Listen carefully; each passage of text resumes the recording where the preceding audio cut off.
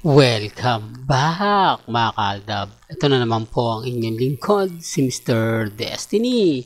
At magbibigay po tayo ng pinakamainit na update po ngayon sa social media mga kaaldab. Nakakatuwa lang po dahil trending po ang Aldab. Kaya ako nga po ito pinapakita sa inyo, pinapanood ko po sa inyo para klaro lang po mga kaaldab. Hindi ko to papakita kung wala naman pong ganap kasi trending ang Aldab eh. Ibig sabihin lang po yan mga kaaldab na tayo pa rin po ang wagi. Tayo pa rin po ang panalo. Dahil sinasabi po nila wala na raw fandom. Tapos na nga po raw yung fandom. Pero gaya ng sinabi ko, may kanya-kanya po tayong opinion. May kanya-kanya po tayong reaksyon. Di po ba sa dami po ng kumakalaban sa Aldab, nagmimistulan tayo po yung nagiging number 1 trending. Di po ba? Sabi ko nga po sa inyo, hindi po kami grupo, hindi po kami fans club, kundi isa po kaming napakalaking fandom na mahirap po talagang tibagin at hindi po agad-agad matatalo. Di po ba? Sinasabi ko lang po ito, pinapakita ko lang po ito para lang po sa kaalaman ng lahat, para lang po sa mga taong dumadaan at bumibisita po sa channel natin. Although sinasabi ng iba, hindi ganyan Mr. Destiny. Di po ba? Hindi lang po nila tanggap ang katotohanan na Aldab pa rin po ang malakas. Nagte-trending pa rin po tayo kahit pinaghihiwalay na po nila sina Main Polkerson, Richard Polkerson, di po ba? Pero nagmimistulan pa rin po tayong matatag at kampante. Sa dami po ng mga issue na binabato po sa Instagram, sa Twitter, sa Facebook, sa dami po ng mga naglalabasan ngayon na move on na kayo Mr. Destiny. Tapos na yung Aldab pero tayo pa rin po nagmimistulang matatag, nagmimistulang kampante. Hindi po ba? Sa dami po ng mga issue na binato ngayon sa Instagram, sa Twitter, ako masayang masaya pa rin po ako. Lalong-lalo na nga po kapag binabalikan natin itong mga eksena na kung saan nga po talaga umiiyak ang mga ilang netizen kapag naaalala ang Aldab. Umiiyak kasi kita nyo yung ramdam na pagmamahal nga po nila Main Polkerson at Richard Polkerson. Kaya maging matatag lang po kayo, maging kampante. Sabi ko nga dito po sa channel ni Mr. Destiny, lahat po ng mga gusto nyo pong mapanood, mapakinggan, relax lang, di po ba? Hindi naman po tayo magpapa-apekto at never naman po tayo magpapadala sa mga fake news na sinasabi po nila. Kasi kung wala na po yung Aldab, hindi na po kami magpipilit pa. Kung wala na pong sa tingin namin tapos na, hindi po ba, bakit namin gagawin yan? Bakit namin kumbaga gagawin yung mga bagay-bagay na talagang mapapaisip ka naman ng gusto, di po ba? Kaya nga po ako relax lang sa dami po ng mga pahayag at komento po sa akin, masasakit at maanghang.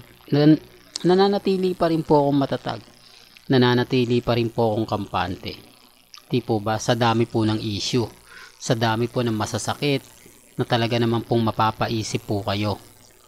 Sinasabi ko lang po ito para lang po sa kaalaman ng lahat. Lalo na po ngayon na talagang medyo hindi nga po maganda at hindi nga po talaga kaaya-aya yung mga kumakalat, mga bali-balita, di po ba? Basta relax lang. Sabi ko nga, basta't naandito po kayo, number 1 trending pa rin po tayo.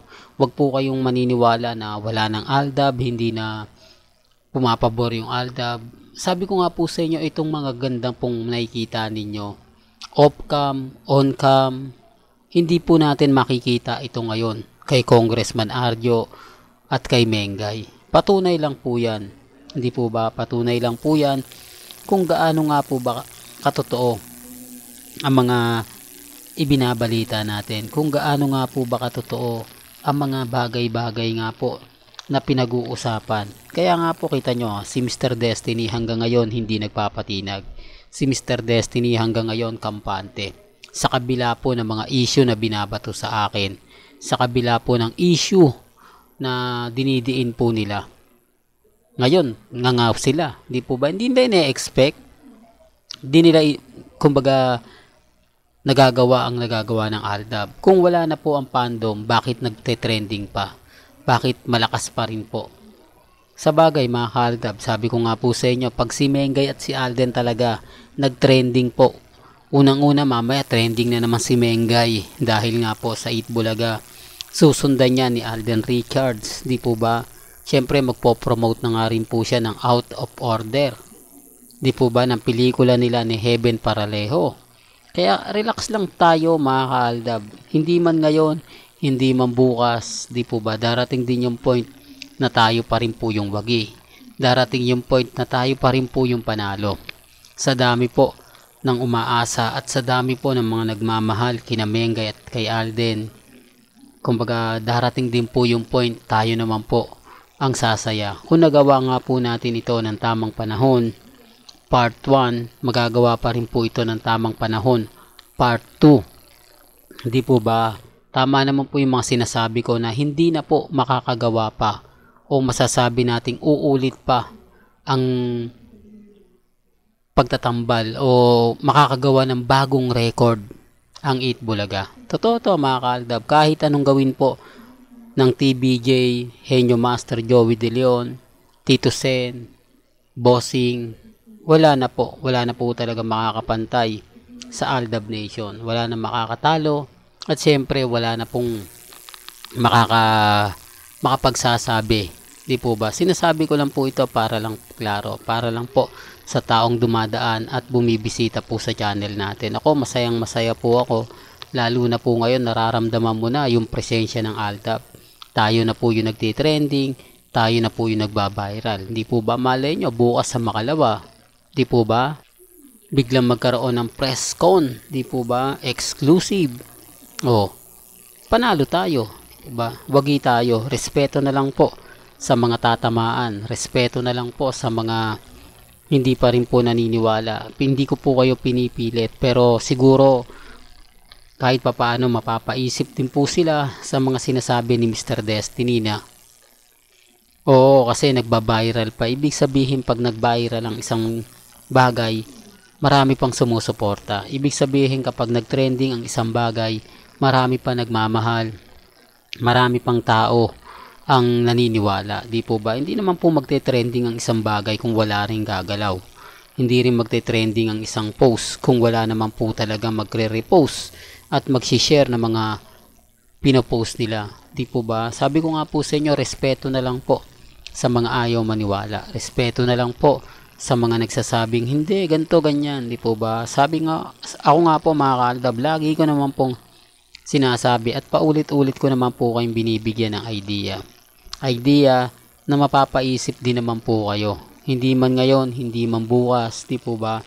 At least alam po ninyo yung mga nagaganap at nangyayari.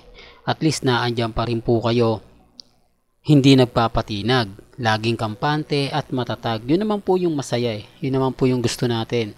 Sa dami po kasi ng mga ginagawa po nilang masasakit, di po ba? Tapos may issue kay Kat din na talaga naman pong di po ba? Nakakainis, nakakabwisit. Pero okay lang po yan. Well, hanggang dito na lang po ang ating latest updates. Kaya kung gusto nyo pa po ng pinaka-latest at sariwang update, abay tumutok lang po kayo dito po sa channel ni Mr. Destiny para updated po kayo sa mga latest at sa mga bagong video po na ilalabas po natin maya-maya lang. Kaya kung bago ka lang sa channel na to at isa kang true-blooded Aldab Nation na nagmamahal kina Mengay at Isoy, tama po ang channel na pinuntahan mo. Kaya consider na po kitang bagong subscriber at huwag mong kalimutang i-share ang mga video po natin sa mga mami, sa mga titas at sa mga senyor. Hanggang sa muli, salamat po sa panonood at pakikinig.